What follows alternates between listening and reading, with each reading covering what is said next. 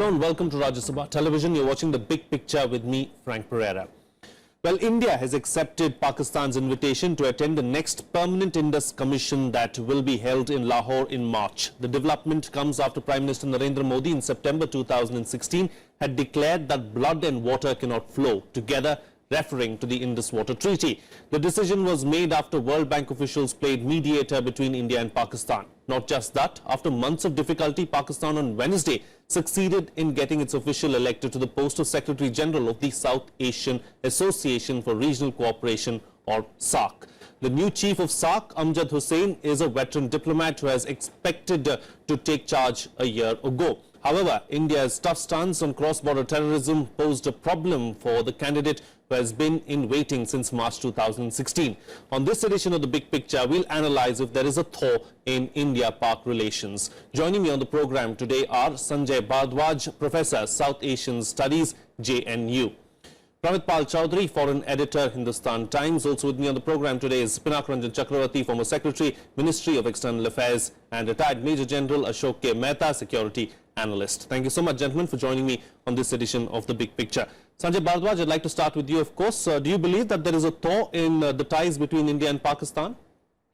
Yeah, certainly if India has agreed to participate in the Commission meeting after boycotting the last SAARC summit, what we did not participate, and that has been cancelled in one way. So I think we are in a mood to have to improve the relationship with Pakistan, because Pakistan, what I understand, is very important for India's geo-economic interest as well as geo-strategic interest.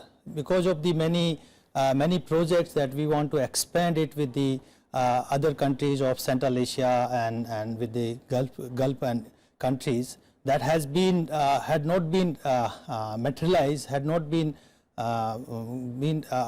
updated or gone ahead. Because of the Pakistan factor, that Pakistan's geopolitical, geographical location could not allow us, is not giving a passage to have gas pipelines.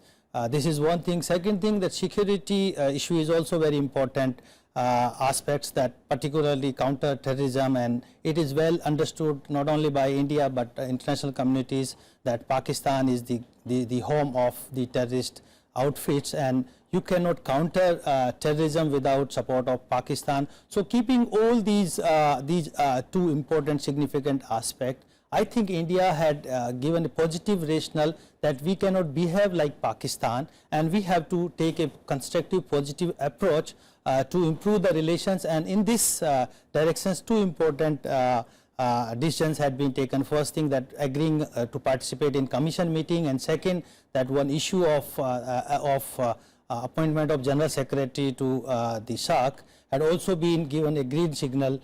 In fact, India did not have had any reactions to that, and on 1st March, that new General Secretary of SAARC, Amjad Hussain, had joined. So I think that we are just thinking that how we can improve the relations with Pakistan. Sure. Yeah. Sure.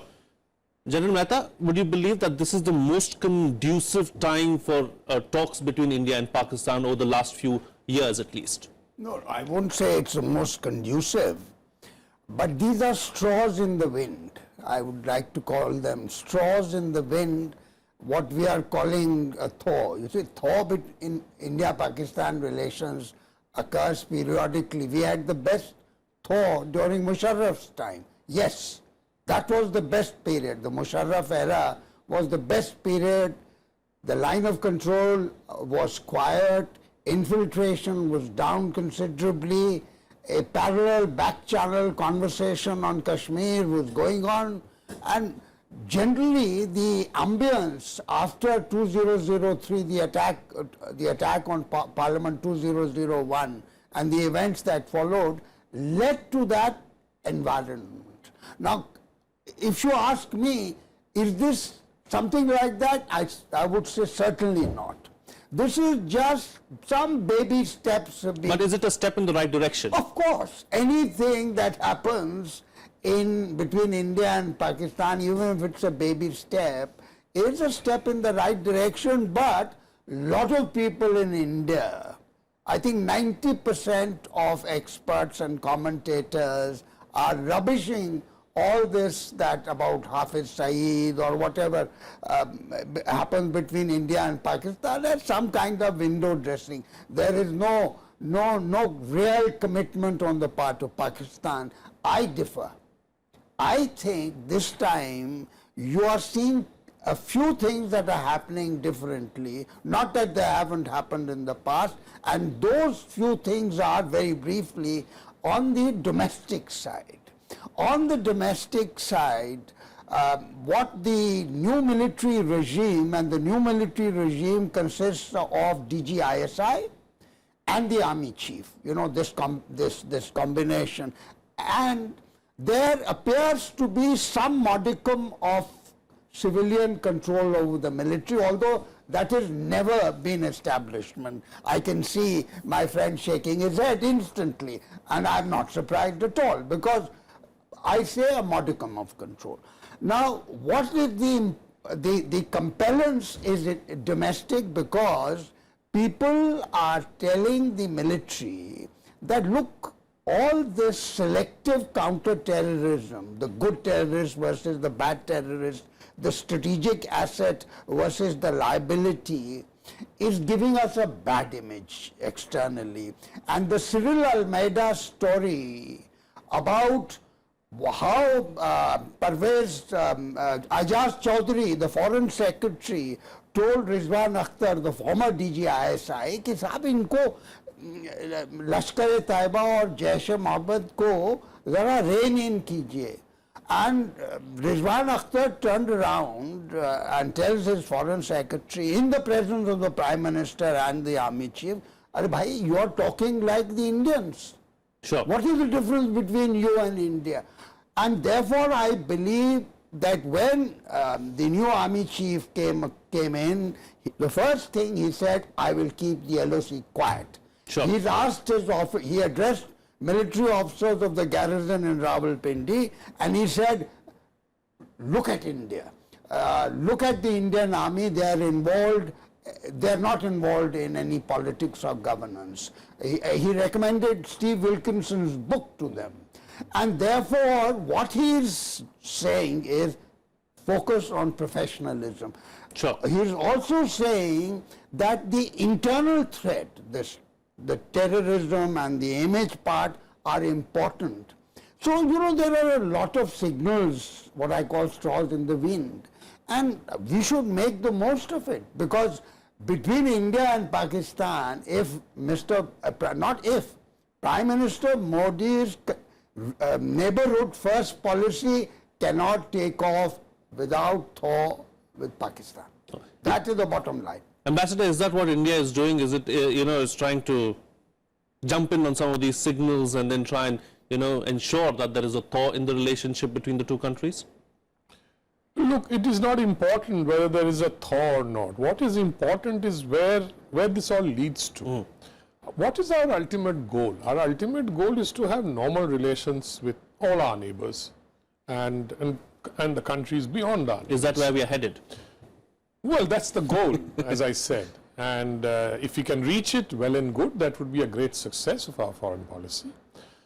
But what happens is that we have seen all this being played again and again, and then faltering at some point or the other, primarily because of terrorism. Now, I beg to differ a bit with General Mehta here. To expect that the Pakistani army has suddenly overnight changed and they want to do everything positive, etc., is something difficult to stomach sometimes. So we'll have to give them time, in the sense that we'll have to watch and see where it all goes. Now, there will be some red lines and there will be some hurdles. If we can cross those hurdles and normalize a lot of other things, then we can perhaps come back again into this studio and say, no, this is probably self-sustaining. Sure. And that this is not a shot in the dark or, something like, a fly-by-night kind of a thing.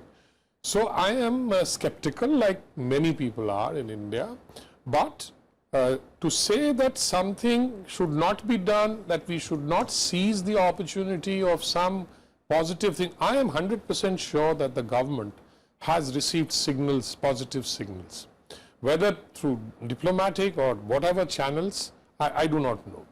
But clearly that has scored, in the sense that government has decided, okay, maybe the LOC has been quiet for some time and they think that this is perhaps the sign that maybe now we can defreeze, hence the word thaw comes in, and we can start off the processes, some kind of minimal processes to see where it all goes. So as far as I'm concerned, that is the stage we are in. Sure. Pramit, as far as the Prime Minister is concerned, just a few months ago after the Uri attack, he said that blood and water cannot flow together. And today, here we are talking about some kind of talks in Lahore and India attending those talks on the Indus waters. I mean, we've come a long way, but something has changed. Now, what is it that has changed? I would actually separate the Indus Water Commission issue from the broader India-Pakistan relationship. Yes, the Prime Minister did make that comment, but the point was that the Indus Waters Commission was heading into another crisis completely independently of what happened in Uri, right? We had the Pakistanis call for a court of arbitration under the treaty because they wanted to stop the barrages and the dams that India was building on the upper end of the Indus. And the World Bank, now under the treaty, there's a three-stage step before you get to the court of arbitration. The World Bank surprised India by suddenly saying, okay, we can jump straight to the court. I mean, we can run parallel tracks and having all three going at the same time. India was furious with the World Bank and in fact had a huge fight with the World Bank subsequently, which saying that this is a violation of the treaty, and if you are going to violate the treaty, then India doesn't have to be a member of this treaty. And then we saw the World Bank essentially walk back and say, okay, India is right, we have to go through a process before we go to the court of arbitration. And then when the World Bank accepted this, we now have the commission meeting happening again. So my argument would be this would have happened even if the Uri attacks had not happened. We would have still been fighting with the World Bank because we would not have accepted the court of arbitration as the first step, because that's what Pakistan wanted. Having said that, there is, I think, a pretty clear sign that now that the Uri attack is largely over and the UP elections are over, Modi will now be prepared to consider looking at Pakistan again.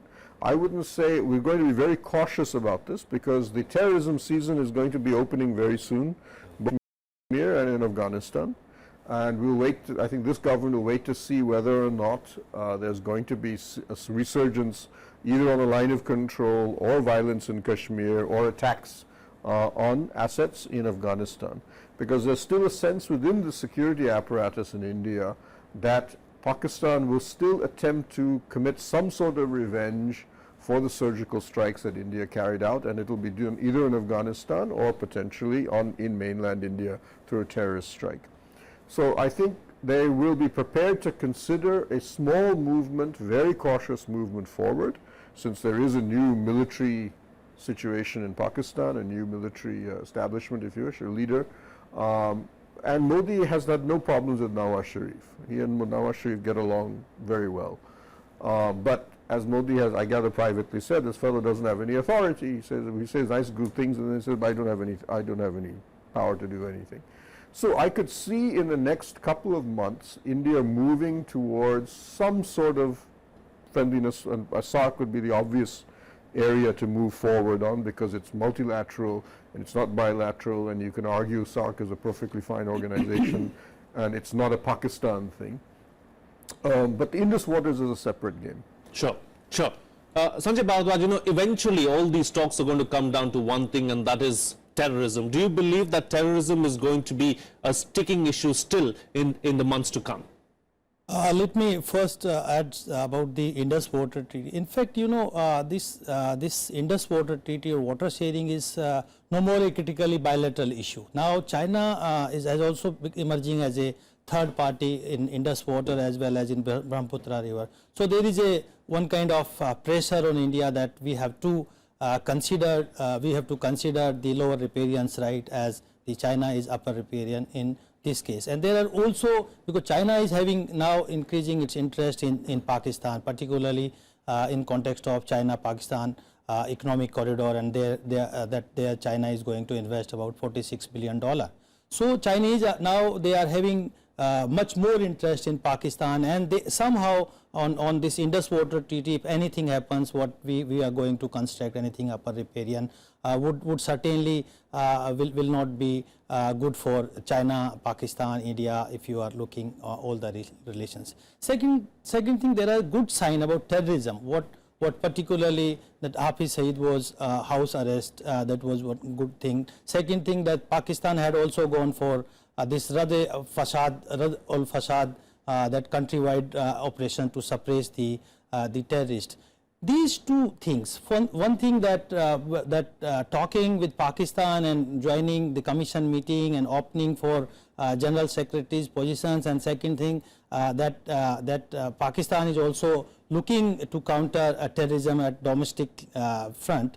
I think there are some domestic pressures as well as the international pressures are involved to go for the peace talk, and for the, in fact, rather than adopting a market-centric approach now, there is a pressure to have a developmental-centric approach. Let's the two countries decide the common interest on economic as well as on security issues. So these are the two important aspects that I'm observing, I'm feeling that are working behind this thaw in between India and Pakistan. Sure. What we are expecting, and but I also agree with the other panelists that maybe this is the security issues maybe for the short time for strategic escape, because it would not be a policy decision, because Hafiz Saeed has not been arrested under any FIR. He has been just house arrest is there, and court had Sure. questions, and he will be out, and he will again do the popular politics or using Kashmir. He had already started Tehreek-e-Azad Jammu and Kashmir. He will also project America and India nexus, satanic nexus and all that. So maybe that the terrorism issue will be curtailed, or will be a break for some times, but it would come again until the Pakistan will not sincerely look into the matter. Sure. General, this issue of terrorism, like we've spoken about Hafiz Saeed, how the house arrest of Hafiz Saeed, the travel ban of Hafiz Saeed, and like you rightly pointed out as well, the lull in activity on the border. Do you believe that this is enough, and do you believe that India should take this forward now, or do you believe that India should still look at Pakistan with the level of skepticism and caution? Yeah, I think the real test of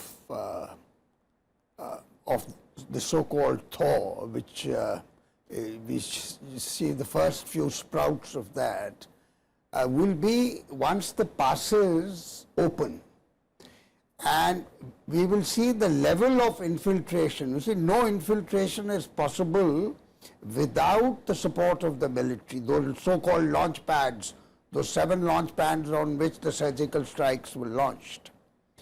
Now the military has to assist the infiltrators to get through onto our side, because they have to maintain a minimal population of terrorists of around 300 in the valley. That is roughly the figure today. Now during the winter season, since nobody comes in and attrition takes place inside the valley, there are losses. Those losses have to be made. Replenishments have to be made in terms of terrorists as well as supplies, ammunition, money, things like that. So we will have to actually wait till June, July. So I don't think anything is going to happen in a hurry. The SAARC summit is likely to be held in September, October.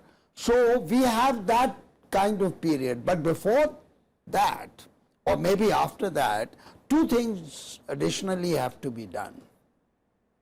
This dialogue process has to be revived, because you're not going to walk into SAARC without, I mean, you could do that, but I think it would be better to respond to that dialogue process, which for the last 4 years, after the beheading of the Indian soldier in January 2013, nothing has happened after that. And for that to start, some evidence has to come on whether General Bhardwaj is living up to his word on keeping the LOC quiet. And he wants the Prime Minister, the civilian strand, to take over. So we have a very good mechanism today on paper, what I call the two-strand comprehensive bilateral dialogue. One strand has worked, has met. The two NSAs have met in Bangkok. But the other strand of the foreign secretaries have not really met. And India has climbed down. Not many people realize that on this question of meeting the Hurriyat, General V.K. Singh conceded in Parliament to a written question that we now no longer see Hurriyat as an impediment. Anybody can meet Hurriyat because they are Indian nationals.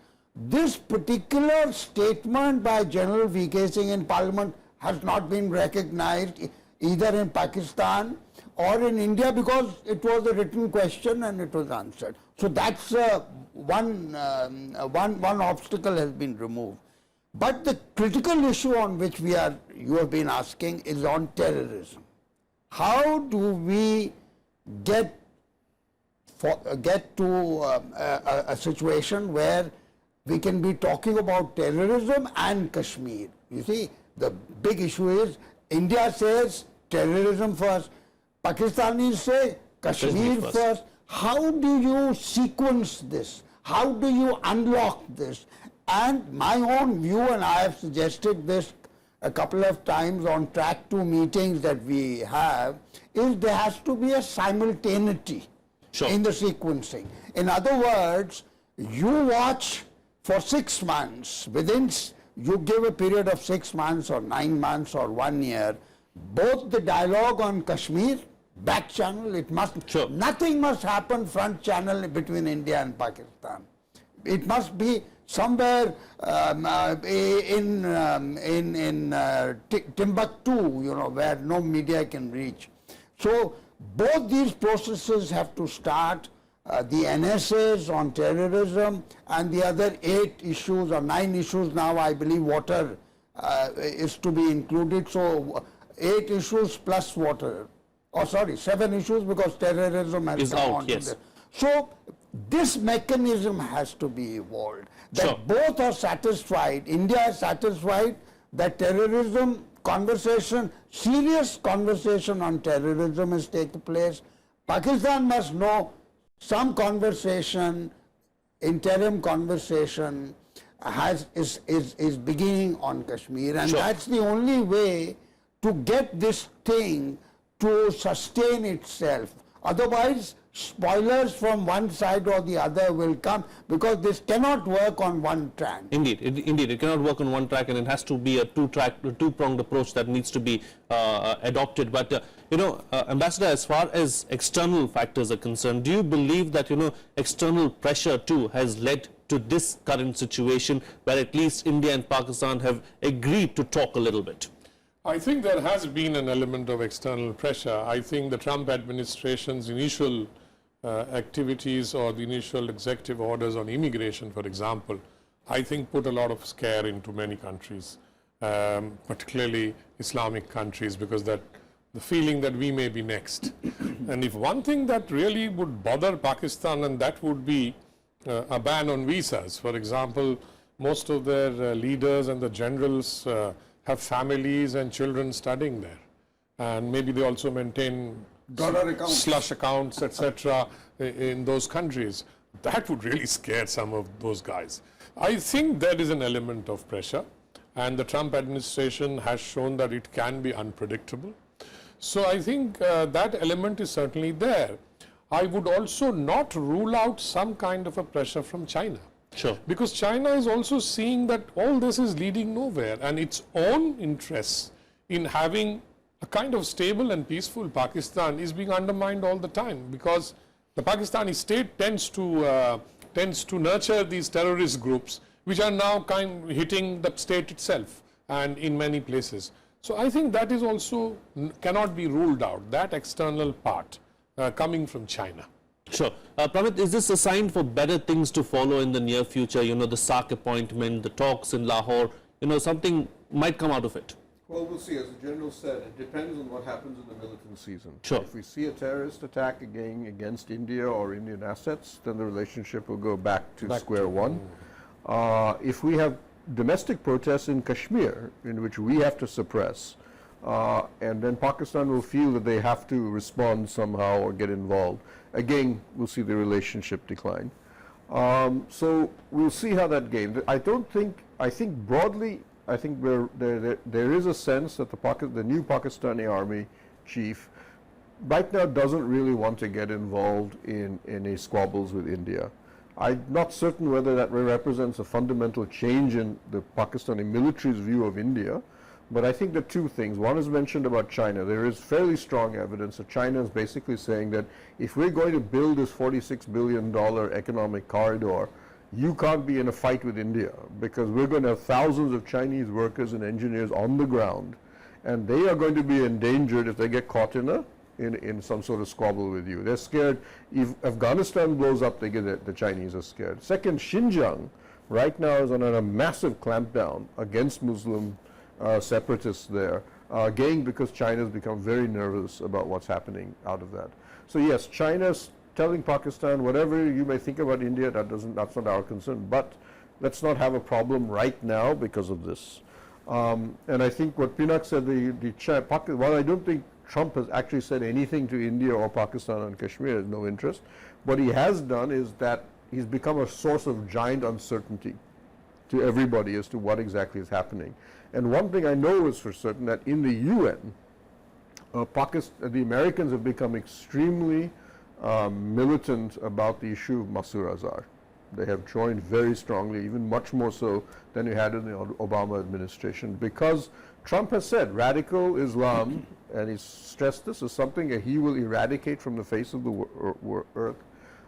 This is something that is very core now to his foreign policy. So needless to say, a country like Pakistan is nervous. And you know, after the ban on these 7 Muslim countries, Sean Spicer, the spokesperson, was asked, why aren't you including Pakistan? He says, yes, one day we may consider putting Pakistan in this. This went down, obviously horrified the Pakistanis, who said that, hello, we've been helping you, and then basically the Trump administration, non-NATO ally. we don't care. You know, you're a source of radical Islam. That's all we care about. Indeed, you know, it remains to be seen what happens in the months to come, of course, but for the time being, it seems like there is a thaw in India-Pak relations. That's all we have time for on this edition of The Big Picture. Sanjay, Bhardwaj, Pramit, Chaudhuri, Pinak, Ranjan, Chakravarty, and Ashok Mehta. Thank you so much, gentlemen, for joining me on the program and putting things into perspective for us. That's all the time we have today. Thank you so much for watching. See you again next time.